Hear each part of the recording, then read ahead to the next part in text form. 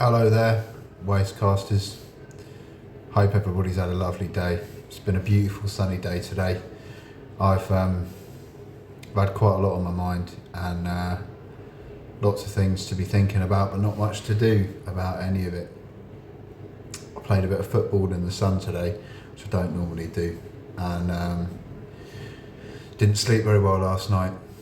Had an interesting conversation about hypnosis with the ward manager, and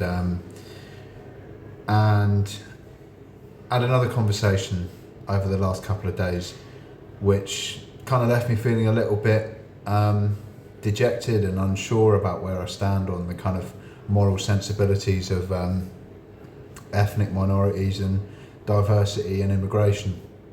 I had another service user who was at the hospital phone me up, and he was saying how he didn't agree with Muslims coming to this country, and how he sort of said, if they hate our way of life and our religion and us, why are they coming here, to live amongst our communities and trying to enforce their law and their traditions and their culture upon one that doesn't integrate or isn't compatible with their own.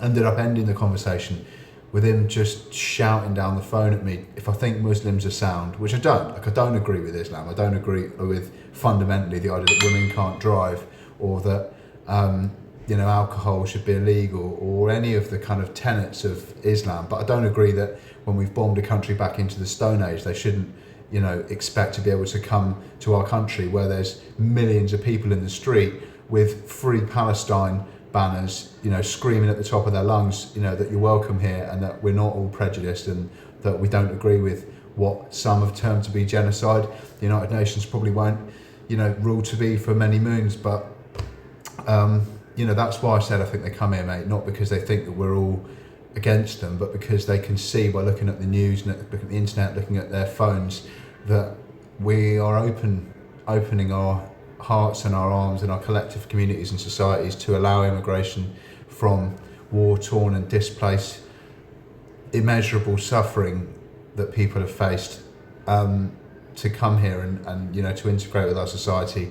And I'm sure in a perfect world, there are places in ethnically diverse and multicultural middle-class societies like London where Hebrews and Sikhs and Muslims and Christians and various different kind of persuasions and faiths and genders and ideologies and everything all sit and cut their tomatoes on a granite worktop and read copies of The Guardian and have dinner parties where they'll pass around a spliff and a line of coke at the end of it, and have perfectly civilized cohesive bonds with a kind of socially progressive and understanding equilibrium. It is possible. They didn't think that apartheid was going to be possible to end.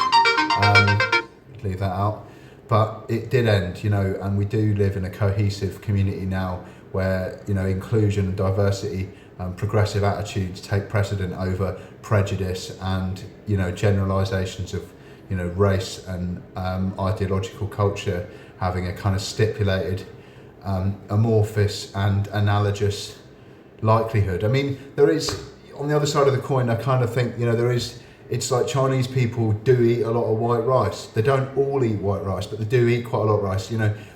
Italian people eat a lot of pasta. Not every Italian eats pasta. If you see an Italian person and say you've eaten pasta today because you must have done because you're Italian, or that everyone from Jamaica smokes dope. If you go and ask a guy with dreadlocks if you can buy some weed off him, most of them will get pretty fucked off because they say, why do you think just because I've got dreads and I'm a black guy I sell weed? Do you think that, just because, but a lot of Jamaican guys do smoke weed, and a lot of Italian guys do eat pasta, and a lot of Chinese people do eat white rice. But those cultural generalizations I don't think come from a place of prejudice some of the time, and I think that when you look at ideological integration and the way that kind of things work in immigration, emigration, you can't look at the UK with a finite set of resources and say that they aren't going to eventually run out. They are.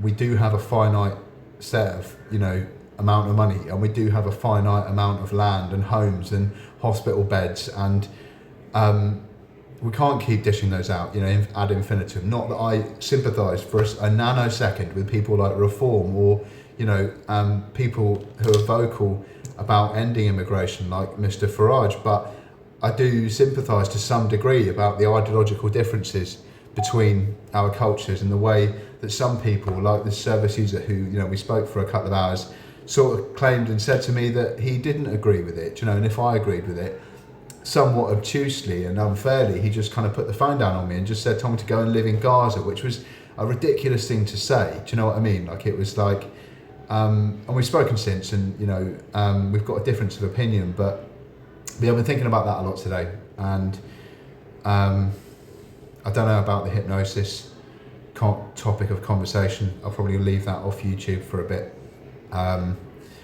But yeah, I'm just soldiering on, looking at hopefully going to a different ward soon, and should have a ward round this week. I've got a bit of artwork. Oh, there goes my light. I've got a bit of artwork called the Chrono Cipher, which I designed. You can see it there. I've just put that on Facebook Marketplace. Hopefully that will sell, and I'll be able to use the funds to better myself, but probably nobody will purchase that bit of artwork, as sort of vehemently and viscerally excellent it is in every intellectual and sort of philosophical context. Theosophy, talking about theosophy earlier on, quite a bit actually, but my light's gone out now, so I guess that's the universe telling me that it might be time to end this video. I'll tell you about theosophy next time, and I wish you all the best, and let's just try and be nice to each other, shall we? Everybody.